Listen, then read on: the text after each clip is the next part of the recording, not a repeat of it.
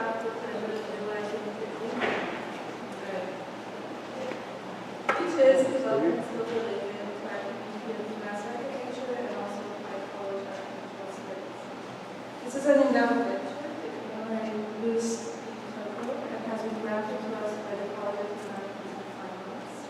I would like to thank Lavin for our compliment, our associate dean, and the wonderful Wing Lavin, who has continued to support us. And it's true the continuous support that we do things like this. So we're very grateful. I'd also like to thank our chair, Stephen Schreiber, and Jean Crossman, Evan Jane, Julie Sarsinski, and first followers. To briefly introduce our guest, let me start by saying that Sylvia Lavin is a great curator and historian whose work explores the limits of architecture across a wide spectrum of historical periods. So a professor of architecture at Princeton University and was professor at the Department of Architecture and Design at UCLA, where she was the chairperson from 1996 to 2006. Sylvia received her PhD from Columbia University and her first two books, and the invention of the modern language of architecture, and form follows Lavin, Architecture and Richard Mitra in a second culture, were published by the press. Her most recent books and catalogs include Fixing Architecture, Architecture Itself, and Other Postmodernization Techniques, and Everything Moves for Land, 1970s Art and Architecture in Los Angeles. In Kissing Architecture, Sylvia convincingly wrote, quote, "Architecture today need not be just that which you want to face when you try to look at something else, nor a modern culture be framed and rendered visible by its own importance. Architecture's new compounds are not just making buildings visible, but are encouraging them to find ways to make perception into the realm of experience, rather than vision, to make images that produce material impression, to make experience that is vivid." I would add that in her meticulous, exacting, and expansive scholarship, we're able to get past periods or isms of all sorts, to follow along and to discover an architecture that gives us all. In weaving the many strands of theory and historiography and following her intuitions to confirm her hypothesis, Sylvia Lavin is a pioneer and a truly inspiring scholar. Please join me.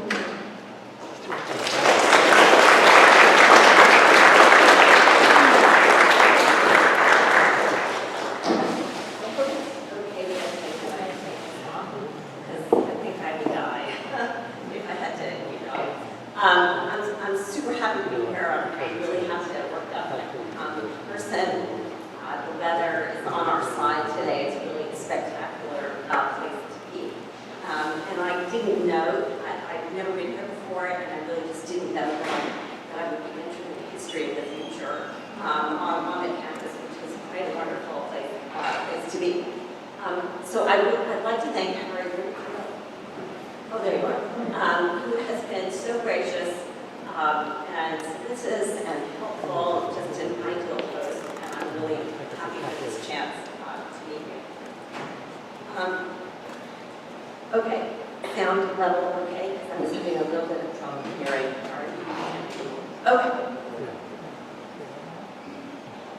So over the course of our interminable COVID lockdown, the degree to which museum websites become the dominant interface between audiences and art, serving as galleries, publications, and archives all in one, became increasingly evident. They are now places of record, a recent addition to the long list of recording devices, from annals to newspapers, through which we glimpse histories of the present.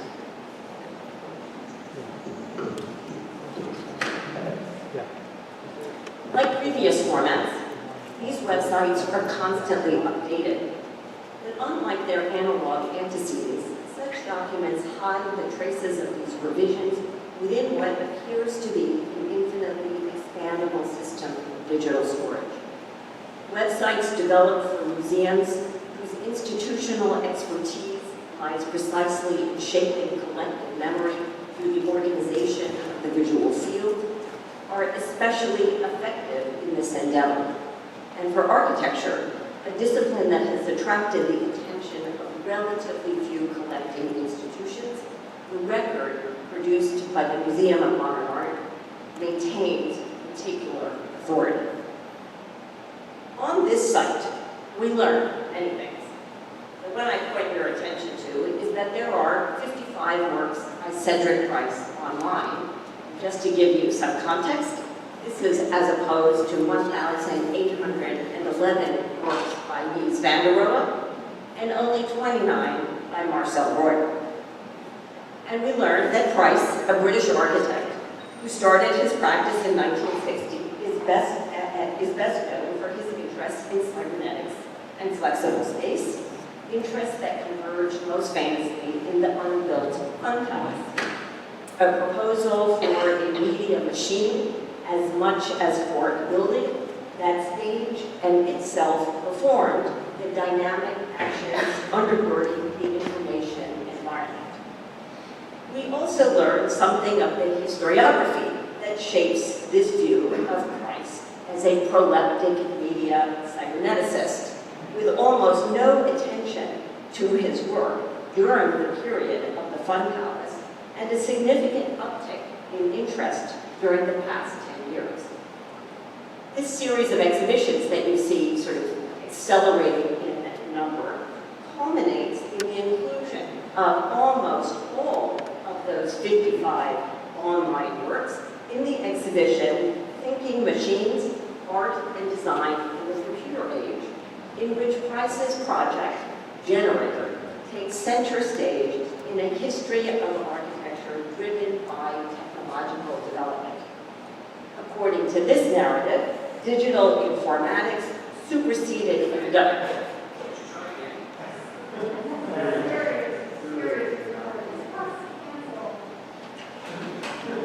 That's pretty funny. I come with my own critique. You guys don't have to ask me. What is she talking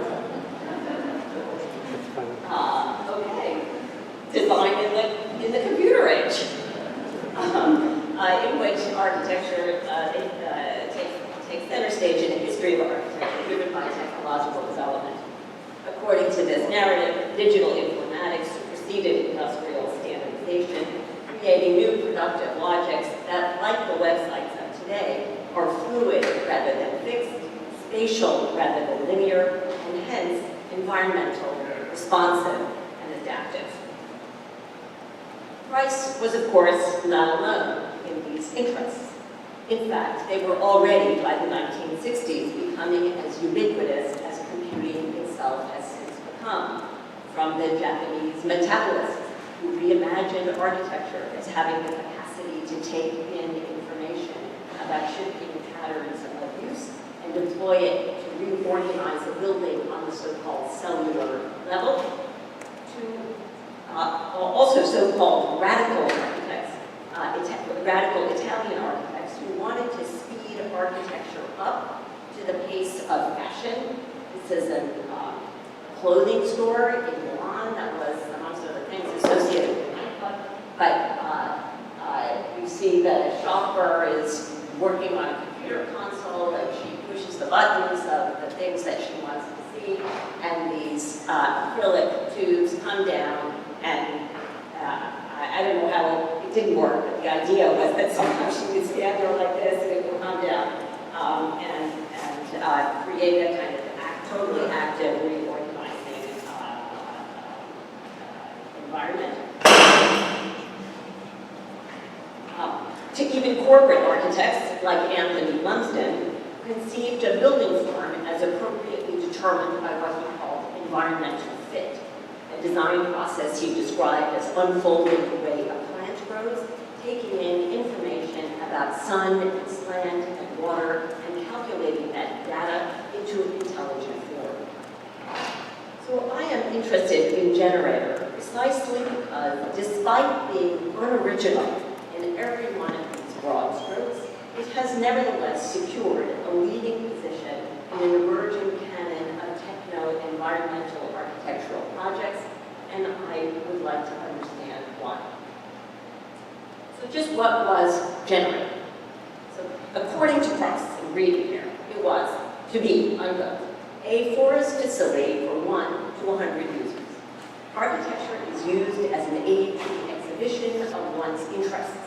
A series of structures, fittings, and components that respond to the appetites that themselves may generate. A menu of items for individual and group demands of space, control, containment, alike. A place to work, think, and stare, made of timber, frame structures with variable infills, and cladding located on a regular grid of concrete pads, continual movement and change achieved by means of pneumatic wheeled frame. So translation into not Price, more or less. So generator was to be the space for performance and for creative people in nature, where art was less made than thought about, comprised of, let's call them wooden huts and screens in a kind of garden setting that provided shelter, which is to say environmental control, huts that could be picked up and moved around and hence were amenable to infinite and adaptive variation.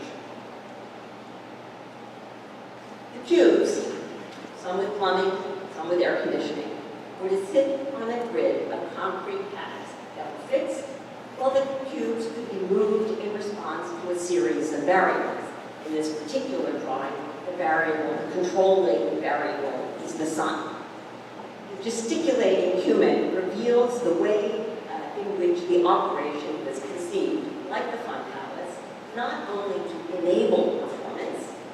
Perhaps some of you know that the one component of this whole scheme that eventually was realized, but without any of Price's architecture, was the White Oak Dance Project, headed by Baryshnikov and pianos in that garden. So it was conceived not only to permit this kind of performance, but as itself an architectural happening. This performance unfolded not according to fixed programs, but to the unpredictable interaction of various characters who made sure that form followed function, literally got up and followed it around. Price named his leading man Factor, who, as the crane operator, moved, combined, and rotated the huts in 3 dimensions and across the surface of the earth. Factor took directions from the participant actors, who were to make their desires known by filling in these kinds of activity charts. To make sure participants did not get complacent, Generator also came with a female lead, the polarizer, whose job, like an 18th century salonière, was to keep the architectural action happening.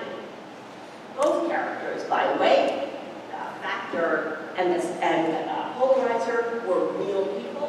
One, the groundsman of this state in Florida. The other, a recently appointed Museum of Modern Art trustee, and Price's on-again, off-again girlfriend, to whom I shall return. Price was concerned about his human collaborators, however, and worried that even with the polarizer, people would not keep pace with Generator's capacity to change.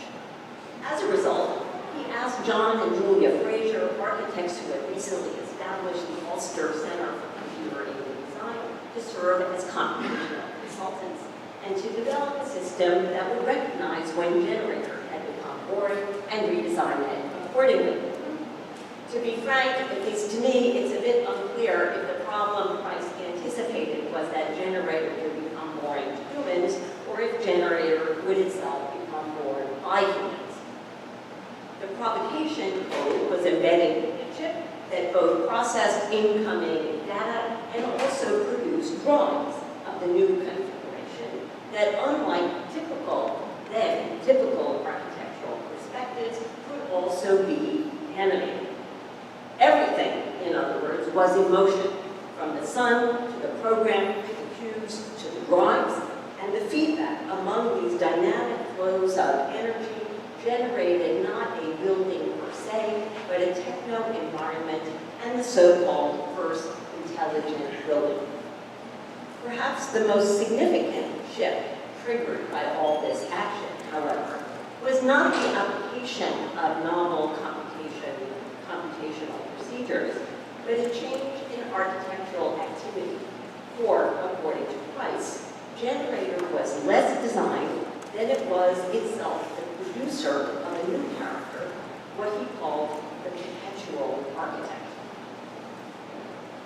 So the notion that interaction between a person and nature shapes not only character and subjectivity, but produces intelligence, is an idea as old as Plato's Academy and the peripatetic philosophers who moved through his garden, encountering unexpected phenomena that required explanation, hence intellectual invention. This tradition was importantly reactivated in the British picturesque garden, conceived not in plan as had been formal gardens, but in elevation.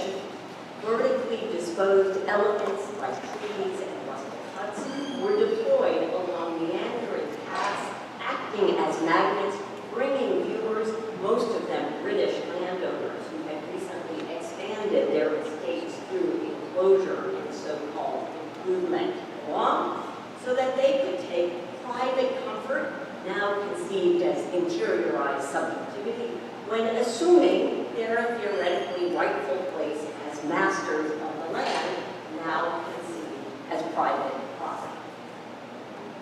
Propelled by similar visual attractors and desired lines, visitors to Generator were also to find comfort and respite from urban ennui among the trees.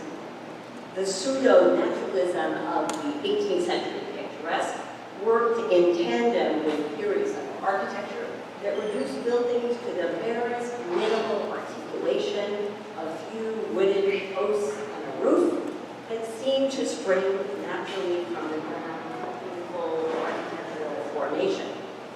The desire to inhabit this image of natural architectural automaticity became so pervasive that complex machines were eventually invented in order to produce natural growth in an instant. So many of the picturesque gardens of the late part of the 18th century and well, all the way through Olmsted and so forth, nobody could wait for trees to grow. So they had to invent ways of moving live trees around, and so there's a whole history of this technological apparatus, which is kind of new. This would be part of the history of that, I am suggesting. So Price's elemental wooden huts and visual screens made of trees, techno-naturalized into dimension timber, and moved about by cranes, created a garden of personal fulfillment where you were free to pick your nose, exhibit your interests, and have your every desire catered to. The architect, too, is techno-naturally remade here, cobbled together out of mechanically reproduced and reconfigurable images. That's Cedric, by the way. Architects always have these fashion signatures, and his glasses were his, so that's him. The lack of resolution in this collage, this body in bits and pieces without a stable gestalt, calls attention to the fact that the architect, too, is in the process of being reformed by Generator. He is not yet, but only becoming perpetual, a hypothetical figure who, like the perpetual motion machine on which it is modeled, promises infinite action and responsiveness without external energy or internal effort. Finally, the work of the perpetual architect is to generate an ideal world populated by persons who, like himself, are perpetually active yet balanced consumers living in an infinitely sustainable world that never looks empty and in which you never feel full. This is just totally cutting off a lot of the images, but that's great.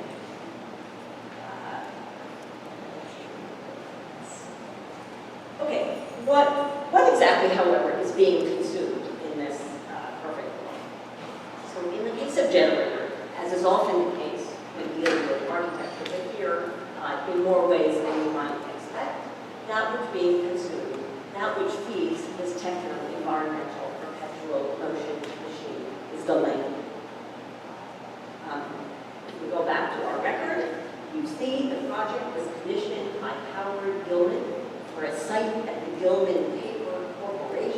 white oak plantation in Florida, a large tract of land Charles Gilman, Howard's father, purchased in the 1930s as he, like many other manufacturers, moved to the paper making factory established in the 1880s by his father. Moved it south where land, labor, and trees were cheap. The factory was located just across the river from the plantation in St. Mary's, Georgia, and the factory's dominion over both the town and the land is visible even in tourist postcards. So if you were assuming the position of the photographer right behind you, this is the plantation in Florida, this is the river that divides Florida from Georgia, that's St. Mary's, Georgia, and the smokestacks in the back is the Gilman paper factory. Although John Margulies, a well-known photographer of rural America, typically emphasized the shiny side of roadside signage, his views of St. Mary's show its degradation instead.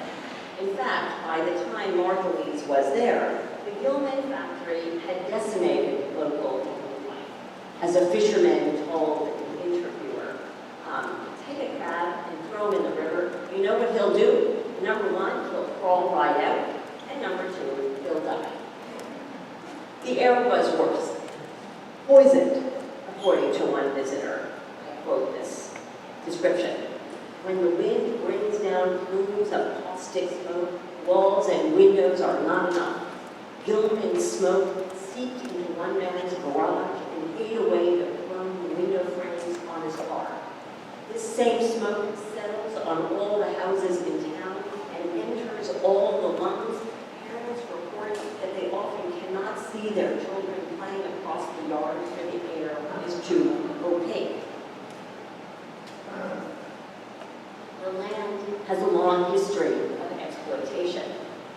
When first the French and then the Spanish arrived, the land was home to the Guale people, most of whom died from infectious diseases by the time the British had arrived and claimed it as a colony in 1793 and established it by a land grant as a plantation in 1768. By then, enslaved persons from West Africa who brought with them deep knowledge of wetland agriculture to the island marches of Georgia and the Carolinas had turned large areas into a rice plantation, which you can see on the right side. The Gilman stuff is on the left, and this is this is all Gilman property, but this is where you see the rice plantation, where they used to live in tabby houses, a type of concrete construction that uses shells as aggregate, and that had developed out of a combination of African and indigenous knowledge. They lived in what's called, let's call them, for the sake of reinforcing this parallel, concrete cubes for labor rather than self-discovery. The Civil War put an end to rice cultivation, and by the 1930s, wood for pulp to use in paper production was the main resource being extracted from Georgia. Pine trees moved by a train and river to the factory, where through a process that generated huge amounts of toxic waste that was dumped famously directly into the air and water, where they made paper for bags and boxes and drawings. The entire supply chain, from land to wood to town to factory, was owned and controlled by the Gilmans, who lived in New York and managed the town from afar. St. Mary's typified the political economy and geography of the Southern Company town, of the sort that began to attract broad public attention during the 1970s. Harper's Magazine, for example, said St. Mary's exemplified the Yankee cult of the great executive who feels that it is no one else's business how they run their town, who hold tightly to the conviction of the right to tell the worker what to do, for instance, outvote. Because of this invasive and pervasive exercise of power, Ralph Nader came to explore this cult more broadly, studying how these Southern Company towns relied on a complex regulatory environment that enmeshed law, business, taxation, and pollution into a system system of absolute control. Nader's team devoted an entire book to paper factories in particular, including a chapter in this one on the Gilman Paper Corporation. National coverage came to a kind of head when a 60 minutes episode aired on this company town in particular that chronicled how false allegations of rape and an attempted murder for hire charge of a would-be labor organizer had also become part of the Gilman business plan.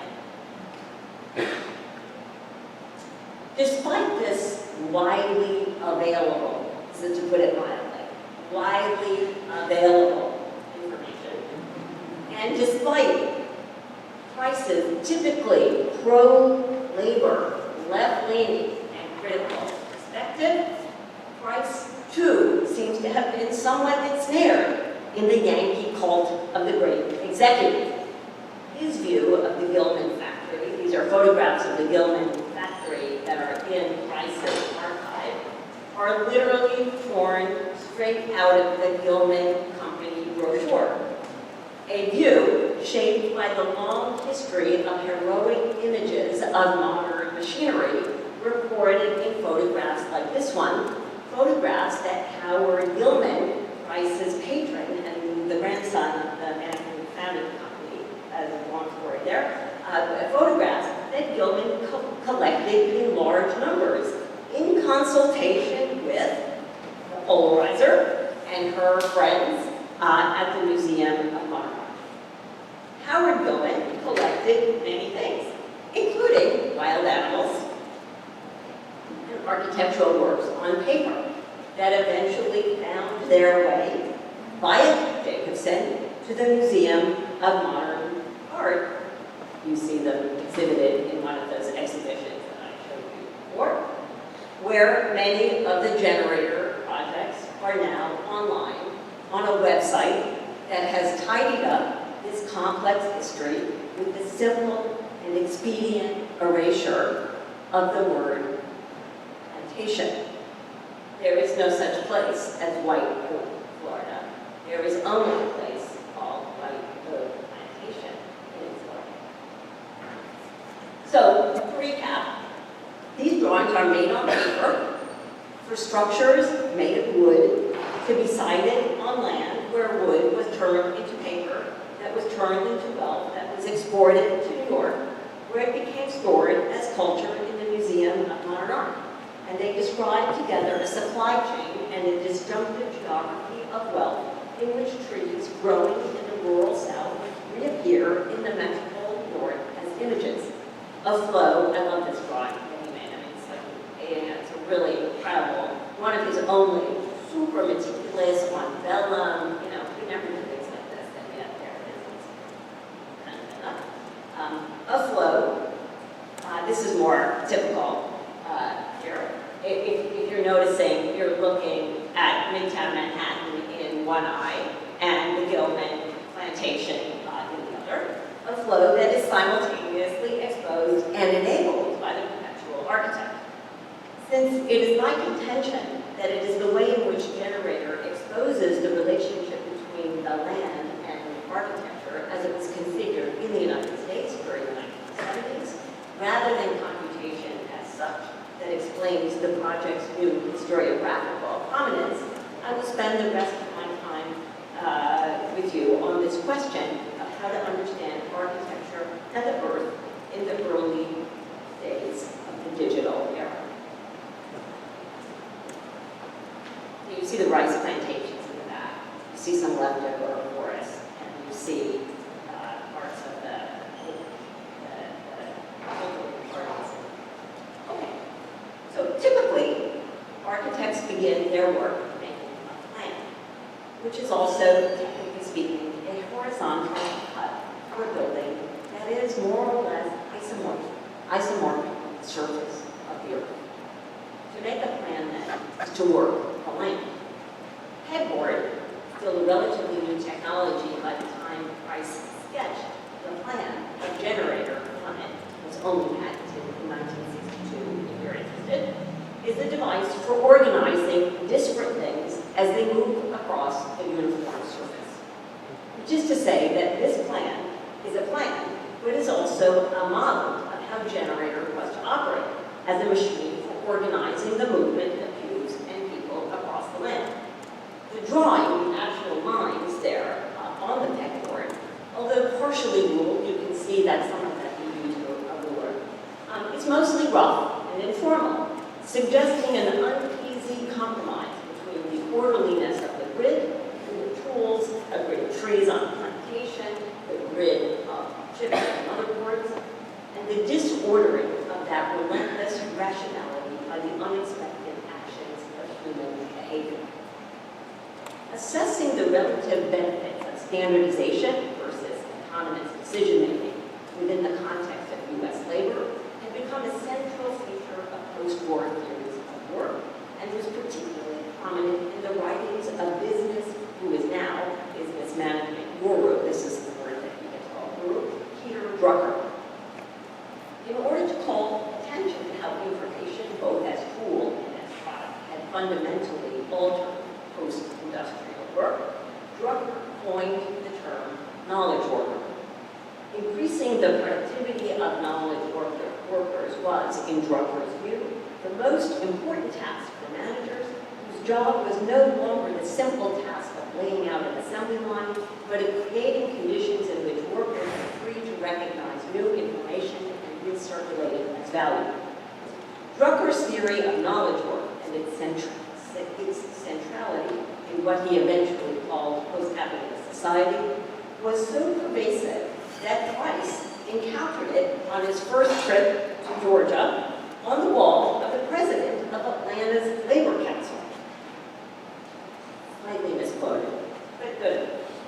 Price, however, immediately rejected this mandate that plans are only good intentions, that they don't degenerate immediately to work. And instead, he refused to make a plan designed to degenerate to work. Instead, he made what you would have to call a non-plan to generate creative, not quite work. Not a whole lot of work going on. Okay, so he makes a plan that's kind of opposite, a non-business plan. Okay, but what else can we, I just want to show you one thing. So they went down and they made mock-ups down there, and there's an awful lot of sitting down. If you go through the photos of what they were doing down there, they were sitting, they were drinking, they were talking, they were sitting there drinking and talking. It's that kind of work. It's like probably what most of us think of as work. It's not work, it's what it is. Okay, what about the plan?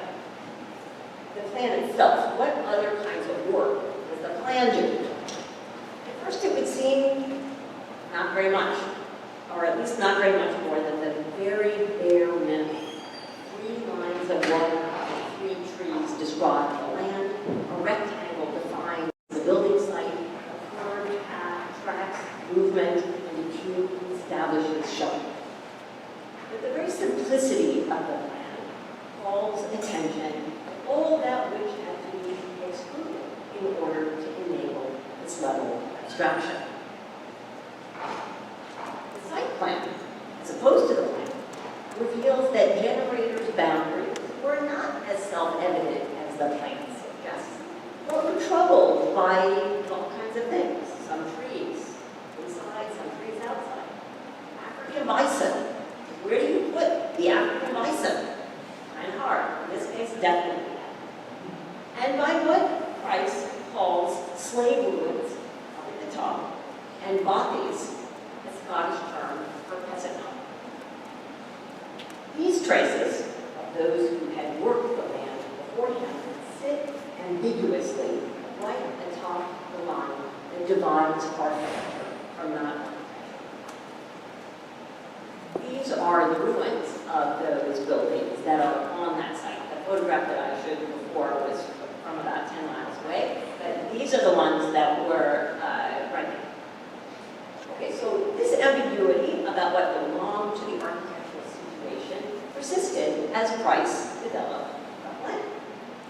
Price superimposed a grid on the site, which which is a typical means of settling land by drawing a plan and gridding the earth, broke it into two sections on either side of the road, rotated one to allow for some existing trees without disrupting the grid. Only what he labeled the slave body does not neatly fit into the grid. Because Price reproduced the drawing to use as underlay for later phases of design development, the trees and the body were left through multiple iterations. And made a record of what was there, and then developed a representational design development procedure that required him to keep it. So every time he looked at one of those plans made on that underlay, those things were there. But when not, and these are, what I'm trying to suggest is the grid is usually the first step between the earth and a drawing. Like, that's usually the first intervening moment. As he moves away from working a plan that is actually managing the surface of the earth, for example, here, if you look at the words and so forth, you can see that here the plan is no longer of the earth, but of a table. So he's imagining this as like a dining table where you come and you eat very British food, rashers and that kind of thing, where you come and have your menu of delights. Price used a different underlay that clarified, you might even say reinforced, the perimeter border, disambiguating what was and was not part of architecture's purview. This shift from actual land to metaphorical table, in other words, permitted Price to eliminate the bothy, to regularize the grid, and to grow a protective forest around the site made of rubber stamps of self-similar trees. Having become a regular grid now with movable cubes surrounded by trees, generator had also become quite easy to model and even more easily adaptable to the screen. Price's planning procedure, in other words, took the disorderly traces of biological and temporal heterogeneity that he found on the land, from trees to bison to slave bodies, used the grid to convert them into an organized and homogeneous site, and then used the computer to turn every pixel into comparable and hence infinitely interchangeable parts.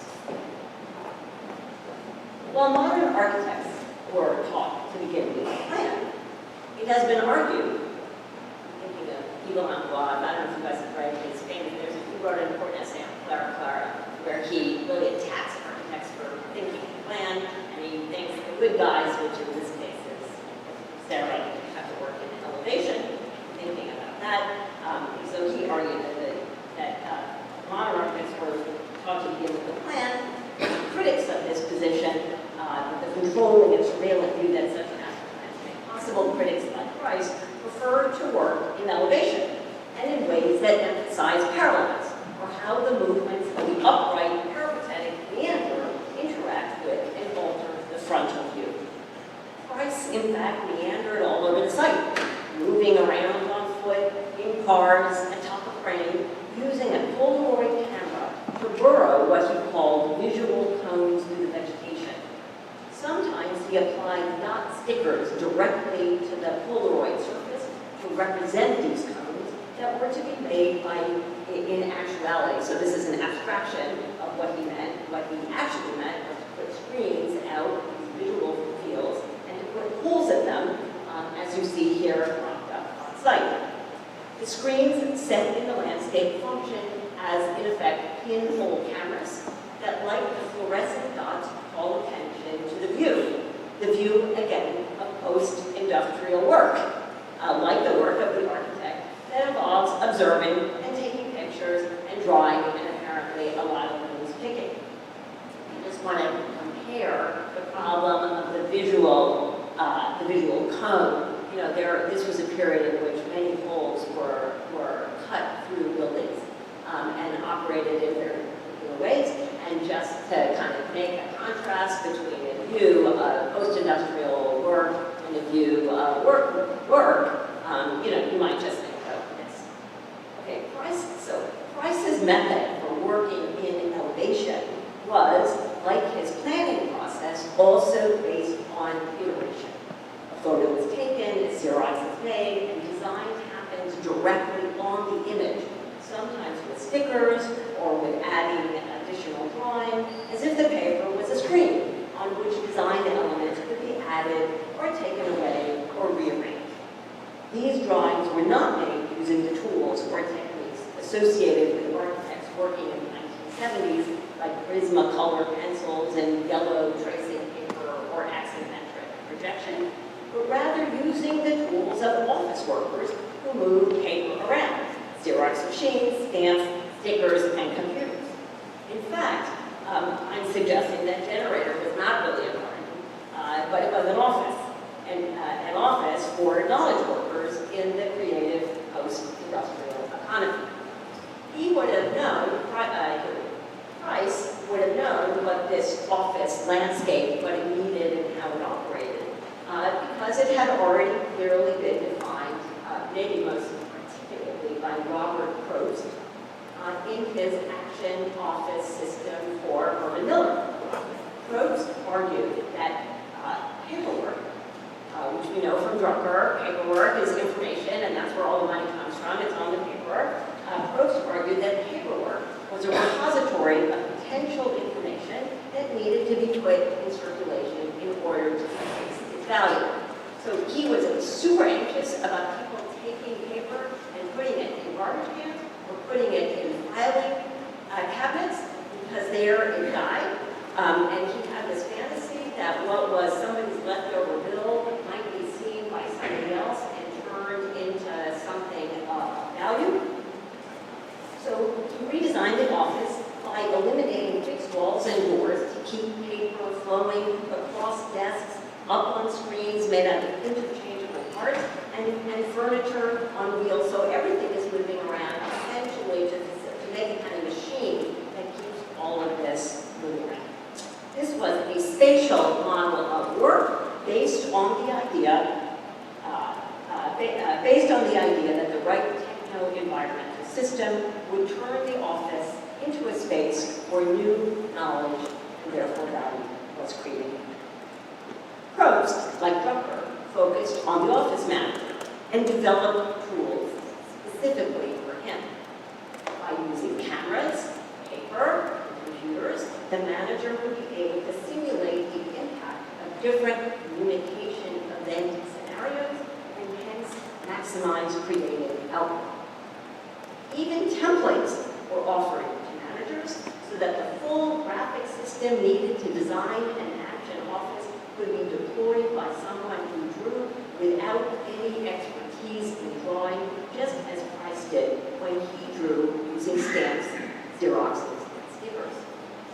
This is to say that Action Office made every office manager into a perpetual architect, just as it is to say that Generator is an action office for knowledge workers, architects, who contribute to the creative economy by moving paper and images around in order to generate environments in which paper and information appear to be in perpetual motion without it even feeling like work. Despite this insurmountable evidence attesting to Price's keen interest in knowledge work, there were certain fundamental features of working in the information environment that Price did not understand. So I'm going to conclude my presentation by arguing that Price's importance to contemporary historiography derives not from his original use of computers, but precisely from what he failed to understand about knowledge work. In a letter written to Price by none other than our friend, the polarizer, Barbara Jacobson, explaining a show she was putting together at the Castelli Gallery in order to drum up funding for her multiple architect friends, like Sylvia Price. She describes what she calls the mania for drawing exhibitions and the huge sums of money architectural drawings were suddenly commanding. While Price agreed to be in the show, a letter he wrote to the gallery indicates that he had not understood that what was of value to the gallery were the drawings as commodities, and not the services or even the ideas he might provide as a professional architect. I don't know if you can read this, but he's in a quibble with them, because they're saying, they're basically explaining how art galleries work, and they sell X, and they get some percentage. Actually, it's pretty low by our standards, 25%. And he is having this whole connection, saying, well, I get 25% of the building construction fee, and then I get 25%. You can have your 25%, but it's after all of my commission as an architect. He thought he was selling his services as an architect, not selling drawings, and this was, he just could not get his head around that. So other architects in the show, like the Lavin, understood this difference extremely well, submitting materials bearing manifestly no relation to even a hypothetical building or the work that might entail, and focusing almost exclusively on axonometric projection and architectural convention that is intrinsically abstract and totally incapable of carrying the kinds of information once considered the very core of the field, the architectural field, measurement and dimension, a kind of drawing also notoriously difficult to construct, and apparently difficult even to see. Don't you love the idea that a drawing needs a stanchion? That it's so, its spatial conditions are dangerous and you might probably Eisenman, in other words, emphasized the work of drawing as such. That made it valuable. He understood that. Not the work of drawing in relation to anything outside itself. Price, in contrast, kind of sweetly, I'm trying to suggest, and just with a touch of naivete, or maybe nostalgia, showed measured drawings, including construction details for a house on a site. The drawings refer to forces like gravity and materials that are not reducible to drawing as an activity, and suggest that architectural work takes place outside and on the ground. Even Price's nod to axonometry, the angled mirror hung over the model, which did generate an axonometric view, did so in only the most prosaic and deliberately unlaborious way possible. And by the way, also totally changeable, because you could turn it, you can make your measurement anything you want by simply changing the angle of the mirror. Okay, so this gesture, critical of the drawing medium, was rooted in the idea that an architectural drawing was not merely a tradable commodity, or what we might today call a non-fungible token, but was simultaneously an idea about architecture, a work on paper that was worked by a hand that held a stamp that interrupted the smooth operations of mechanical systems of reproduction, even as those operations sought to compose themselves on the very lives of trees that made the paper. This is the oak plantation trees that made the paper and eventually made the wealth that sooner or later, this is another one of these crazy drawings and maps that he made. So there are various models of industrial production here. So the little red square is the size of generator, and that's right on the Time Warner building where the Gilmans had their offices, from which they rule St. Mary's down south, a block and a half from the Museum of Modern Art. All of this that eventually transports all of that paper to its new resting place on a museum website, where it accrues value with every click, and like everything at the museum, accrues value every time it is remixed. I love this vocabulary, the new normal vocabulary of remix, reuse, renew, recycle. Price, in other words, failed to anticipate that knowledge workers would end up working with CAD blocks and blockchain currencies, entities so committed to the idea of perpetual transaction, change without cost, revision without trace, that any effort to understand their relationship to the finitude of living things is doomed.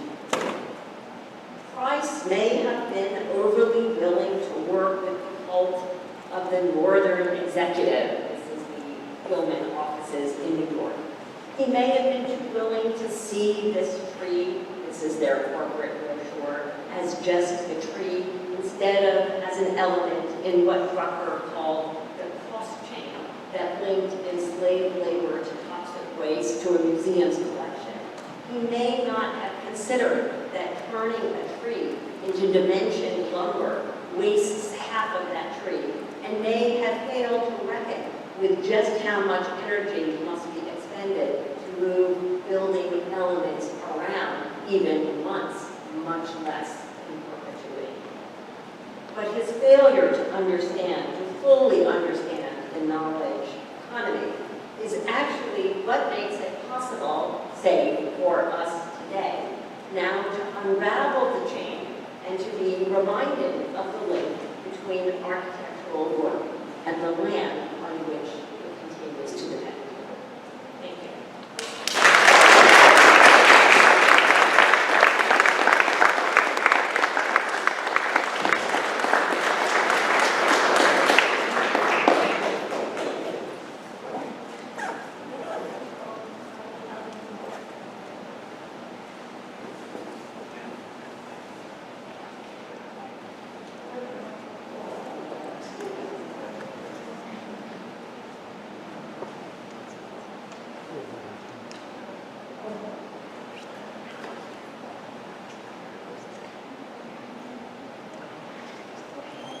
Well, I'd like to begin by saying that was just a fantastic presentation, really fascinating.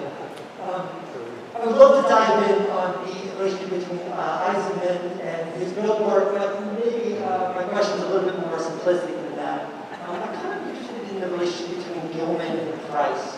How do they meet, and what does this patron artist do for each other? Is this a rehabilitation? What is Gilman getting out of giving up this land to Price? And how does Price feel about working in this sort of corporate, industrial 1930s company town? What's sort of their dynamic? Well, so there are different answers. There are many questions in there. So he knows building through Barbara Jacobson. So that's and he knows Barbara Jacobson because she's a kind of architecture person, and he knows her that way. And Gilman knows her because he's an art guy. He's collecting things and so forth. And Jacobson was working with a curator who had been at MoMA, who lost his job. It's a long story, and then was one of the first, what do you call them, art investment managers. So he went from the museum to working with corporate clients to help them develop private collections, which is a kind of different kind of collecting than it is for a museum. So all of this is happening in the market right now. And for architecture, Barbara Jacobson is a very key factor in not polarizing, the opposite of polarizing, and like bringing all these things together and making them quite cozy. So that's number one. On Price, let me just say, Barbara says of him that he boasts, embauche, and like to live as one, which is to say that he thought, he liked to imagine himself as belonging to the left, but he really liked to live amongst the wealthy right. And so this was Las Vegas in the South, without. So there were private planes chartered from New York, and people going down there to. I was trying to be as polite as possible when I was reading this.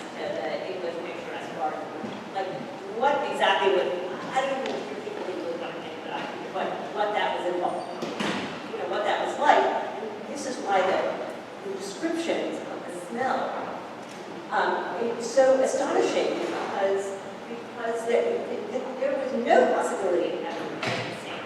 Like it was up your nose. So very, very complicated. And Price, what he's doing down there is hoping he's going to get work. I mean, Price, this is part of what I find to be so weirdly touchingly naive about him, is that somehow, like every architect, he thinks there's a job just around the corner, and if he chases it a little bit more, he will be able to change the world. I think he truly believed that, and truly believed that this was going to be the project that he would finally get to build. Because I'm sure that for those of you who know Price's work, he built one little tiny little thing in the zoo and one project in London, and with a huge body of work, none of it ever got built. So he was chasing a client, and chasing a client again in a very old-fashioned way, in the sense that he perceived a client as a patron, and that's what he was doing there. And he was also naive in the sense that by the time he was down there with Gilman had squandered most of the family fortune. And it was tanking. The business was tanking. I mean, who the hell was making paper, using paper in the late 70s? This is the computer age, after all. I mean, you would think that you would be recognizing that paper is good. All these guys celebrating paper, moving around, and paper is going out the window. So the Gilmans, the one thing that they had tried to do in order to recoup this loss was they went to the building industry and made lumber. So all that stuff down there, this is all free lumber from, it's all put together, let's say. And so if Price had done his due diligence as an architect, he would have known that there was no money to pay for that project. So the bigger question becomes the next one. Was he really chasing work, or was he happy to get the fees? Because he did get fees. He just didn't get to build the thing. So it's very tricky.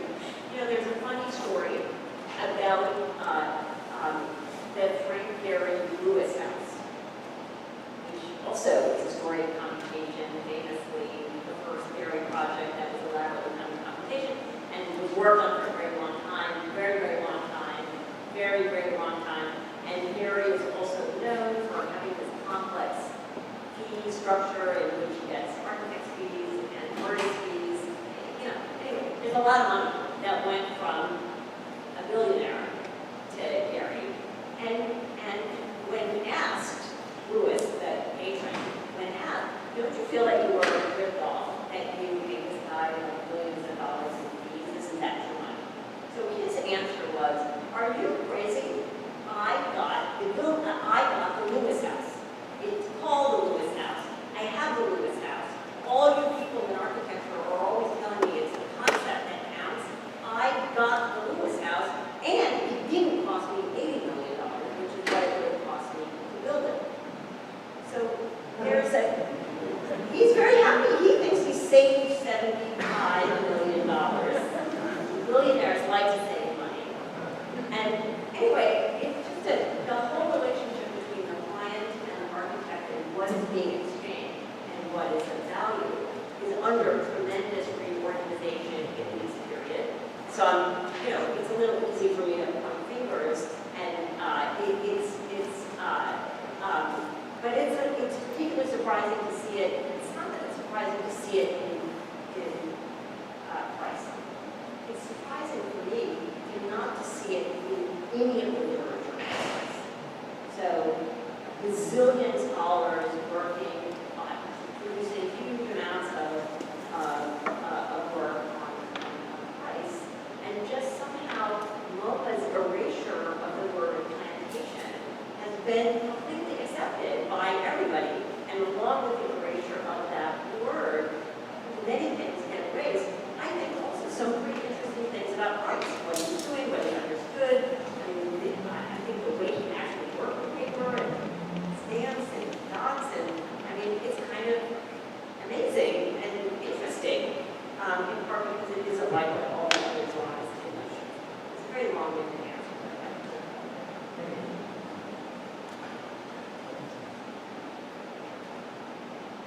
and Sylvia. That was fascinating. You really laid out a fascinating view of the trail. And I think that paper is really almost the subject here. It's so fascinating because it's paper is just a piece of digital, and then really it's about very material product. And something I was just maybe to elaborate a little bit more about that. So I think, isn't if the Gilman collection of architectural drawings, right? Isn't that what the is? Yes, it works on paper. So it's Gilman's works on here that the feelings, you know, that Yes. Yes. it was even more clear there. And then And only paper. only on paper. Like the photographs. Just like The paper things.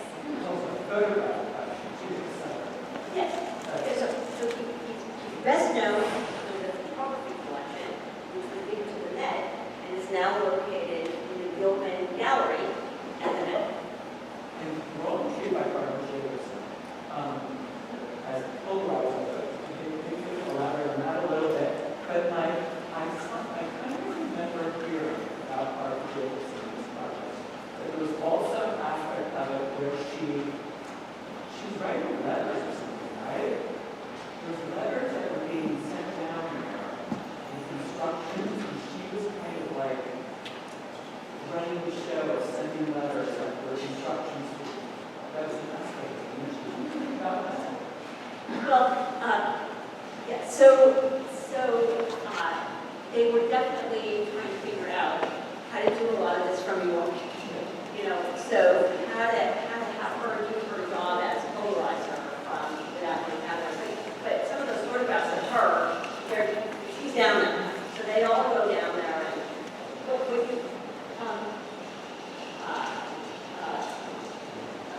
in one of the other images. So there were already buildings and air conditioning, and there were places that you could go down there, and they would go to sort of frolic in the landscape, and she went along with that.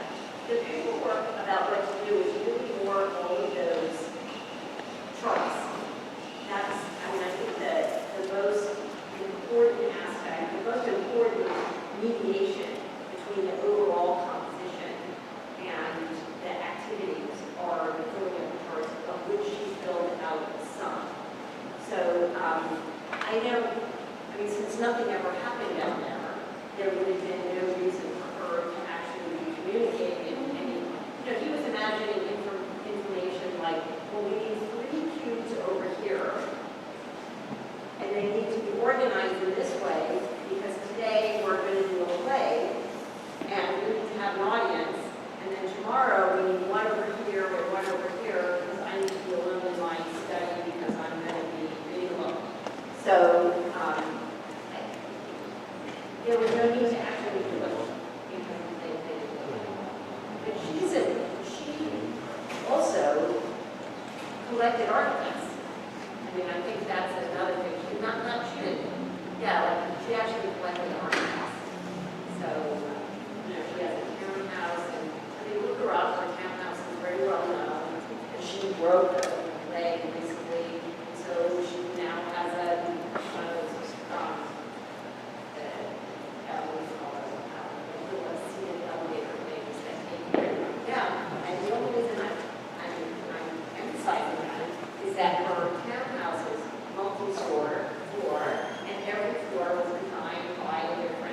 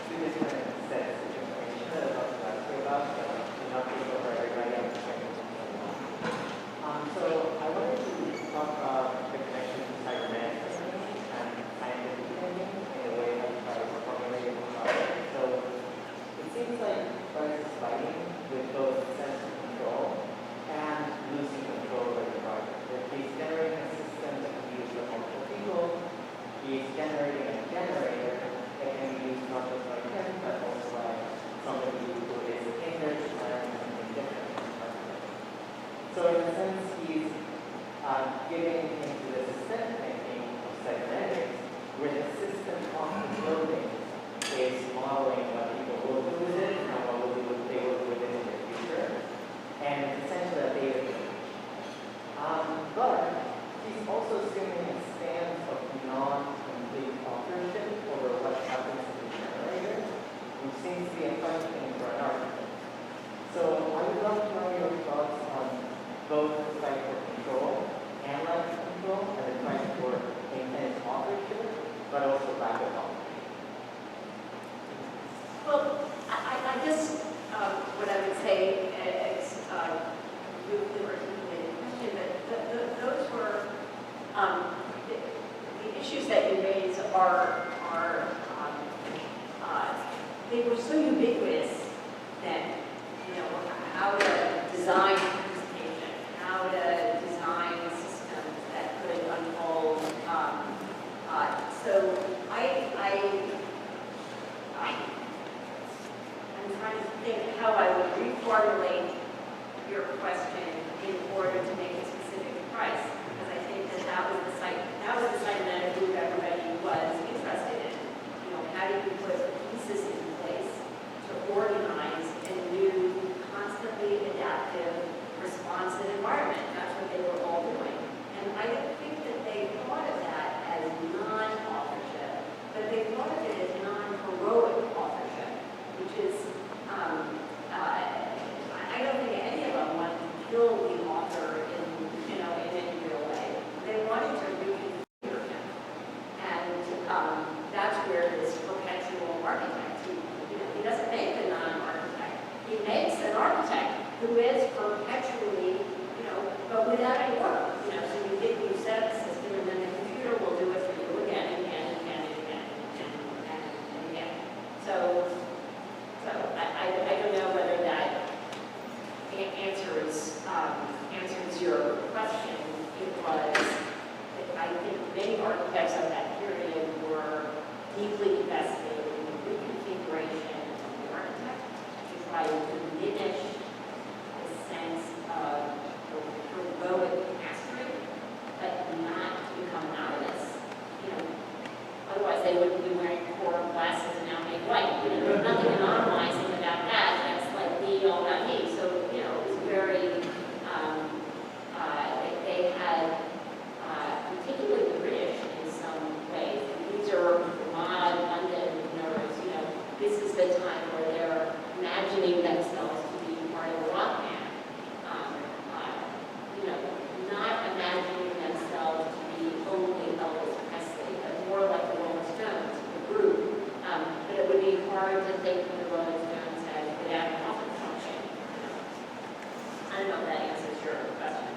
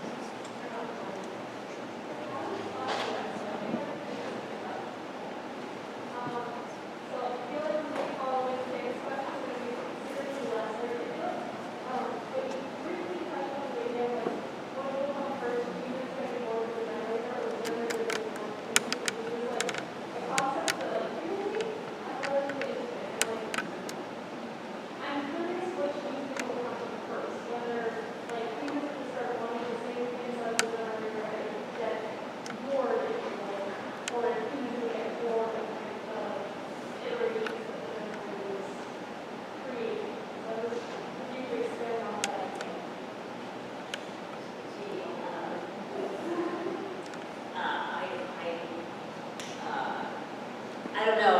I think in some ways, Price lucked out that these things never got built. We don't have to confront that. I mean, it's a great idea, and as we all know, that when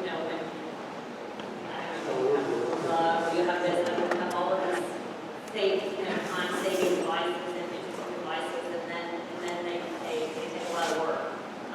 They just take a lot of work to feed and care and so forth. So, I don't know. I guess what I would say, what I was trying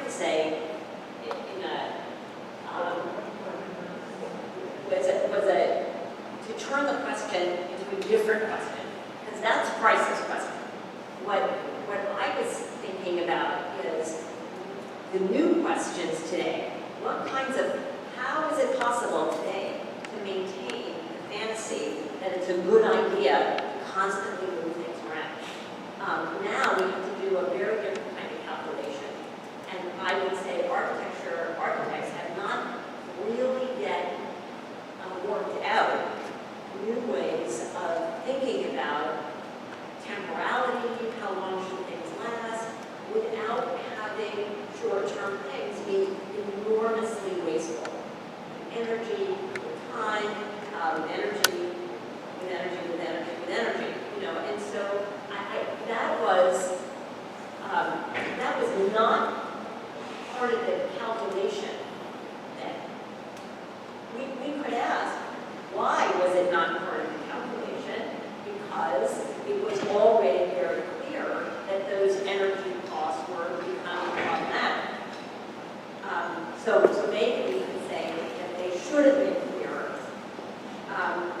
But they weren't clear, and they weren't clear to him or to anybody else. So I myself, I think it's an anachronism to ask Price in 1975 to be alert to the way we are alert to certain things now.